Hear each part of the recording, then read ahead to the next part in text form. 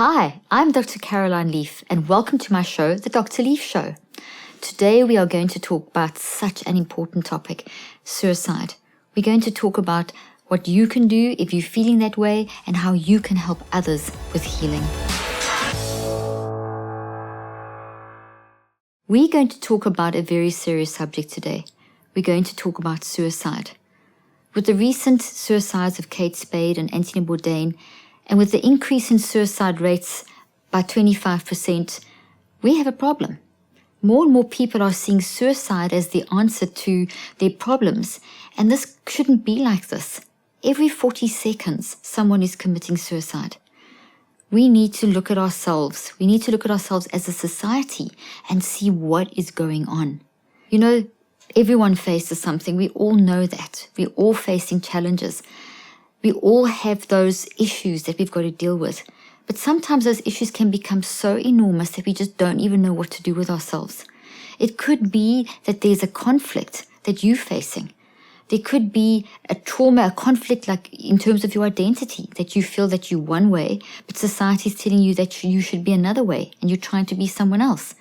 You could be sitting in a situation where you just can't cope with the pressures and demands and everyone just expects you to be perfect and you don't feel like you can talk about them because you can't show weakness.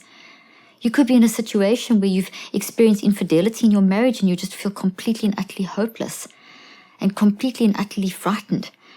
And yes, the alternative of death is frightening. There's people like are weighing up these situations. When I talk to people that have faced issues with suicide, it's not that they want to die, it's that it seems like it's the only way out.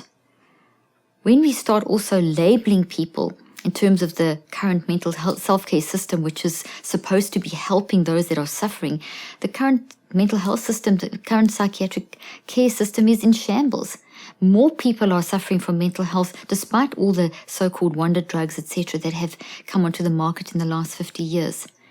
When we label someone who is suffering, who's going through trauma, when we see them, that they're just seen for a short period of time and just given a label and given a medication, that's gonna alienate them even more. That's not hearing their story. Everyone has a story. We are designed to connect with each other. We need to start tuning in and listening to each other. It's very dangerous to start putting the blame squarely on the shoulders of the person and saying that when they're going through some kind of suffering, medicalizing it and giving someone that label and telling them that they're ill or there's something wrong with their brain. Meanwhile, their life is just too much at the moment. There's just too much going on in that moment. How can we change this? What can we do differently? Well, over the years, as I said in my clinical practice, there's many times that I've had to help patients to work through these issues, and we get so many emails and letters and messages about people that are suicidal for many of the reasons and many more that I have stated. The point here is that every single one of you is important. Every single human is important, and every single one of us is facing these challenges, as I've said. But it's different for each of us. So what might seem okay for you to deal with, for someone else it could be just too much. So what do we do? Okay, I want to talk about a few ideas that I have based on my research, based on my experience, to try and help us to deal with this as a group, as a society. Number one, we can't keep thinking, well, it's the psychiatrist, it's the doctor, it's the psychologist, it's someone out there that's got to help those people. You know, Kate Spade saw many different psychiatrists, top psychiatrists in New York, before she committed suicide. So it's not like people haven't sought help. There's a lot of evidence, research evidence out there that people that commit suicide have sought help, but they haven't felt that they have received the help that they need. So what is the help that someone needs when they're in a desperate place? They need people. They need love. They need someone to sit down and listen to them. They need someone to phone them up or that they can phone up in that crisis moment, that they can just know that there's someone at the end of the phone that will talk them through this, or be prepared to come over to their home, or someone they need to feel safe in their home, that they can actually talk to someone and let someone just sit with them and listen in an unjudgmental way. We need to be saying to each other and recognizing that each and every one of us has a story. We need to tune into each other. You know, we as humans are designed and wired for love. On a scientific level, they have discovered in the research on the brain, in neuroscience, and in studying the human brain and body, that we are wired for love, that we are wired and need love. We also know from the science of quantum physics that we're entangled in each other's lives. And what that means is that it's the law of relationship. We are designed as relational beings. Humans need love and humans need relationships. And love can't happen on your own. Love happens within relationships. Love happens within communities. America is considered one of the most individualized societies currently, globally. And many societies that have this individualistic kind of format or way of a worldview are suffering and facing this rising suicide rate. We aren't designed to be individuals living on our own. And it's kind of crazy in this technological age that we are alone, because it's so easy to get to a place in this day and age. It's so easy to stay connected through Facebook and text and social media and so on. But text and social media and Facebook, that's not real one-on-one human contact. Research shows that we as humans need human contact. In addition, that those other technological things are supportive, but we need people. We need to look someone in the eye. We need to sit and hold each other's hands and have that physical one-on-one contact where someone is really listening to you. You know, when you've been in that desperate place and someone just sits down calmly and just sits next to you with no judging, just lovingly sits and listens to your story and has compassion for you and you feel genuinely loved, that does wonders for the person who's suffering in their brain. It changes their brain chemistry. It activates genes inside the brain that will increase their resilience, which will give them the courage to start talking through and facing and getting to the core of these issues, which is not going to happen overnight. It's going to happen over time. So where does this kind of loving change begin? Well, it begins in us as individuals, in us recognizing each and every one of us needs to learn to understand that we are designed and wired for love and that we need to operate in love. And operating love means that we're not just thinking about me, myself, and I, but that we are also reaching out and tuning into others. You know, being in a bad place doesn't mean that you can't help someone else. Research shows that when you reach out to someone else, when you're in a really bad place, you can increase your own healing by a factor of 60%. There's also a need for us as individuals to be honest with ourselves, to recognize that we've got stuff and to not try and suppress and squash that.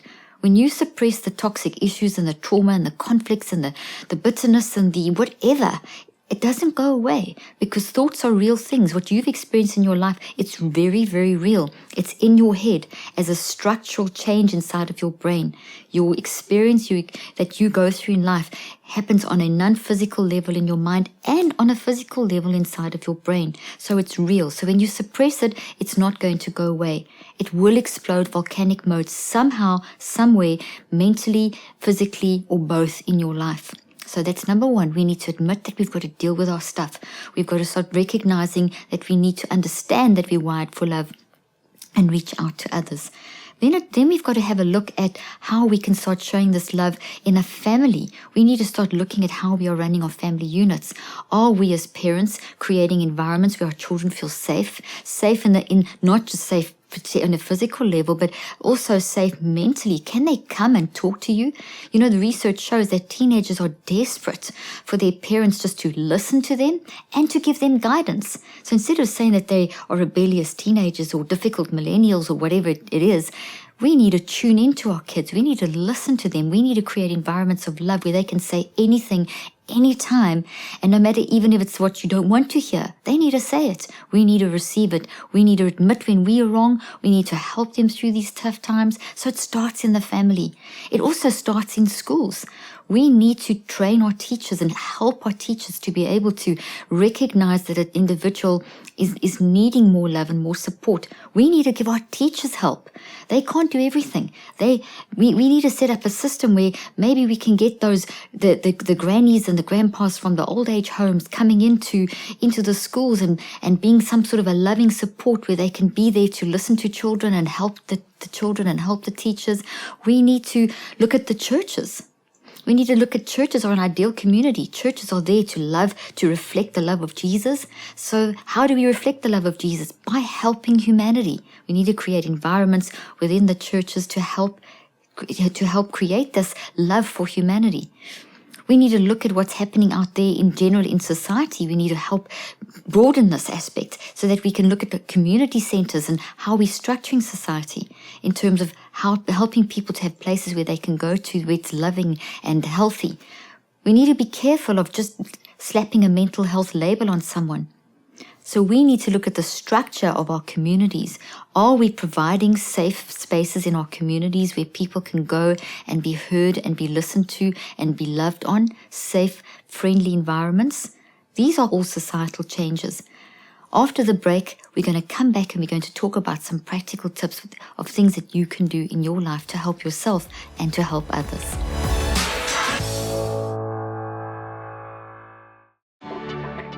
Are you tired of failing?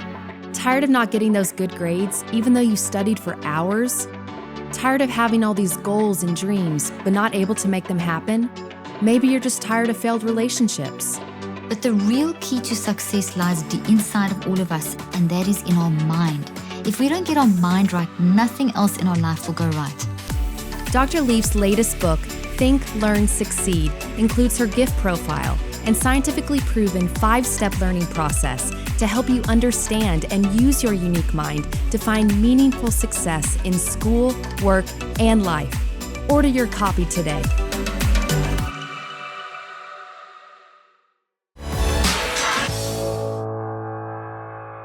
So when we talk about helping ourselves and helping others, it really is helpful to have some kind of tools. And what I've done is all my years of experience working in clinical practice, working with people, helping people to understand their thought life, helping people to learn and to build their brain. Because not only do we need to detox our brain and detox our mind, but we also need to build our brain.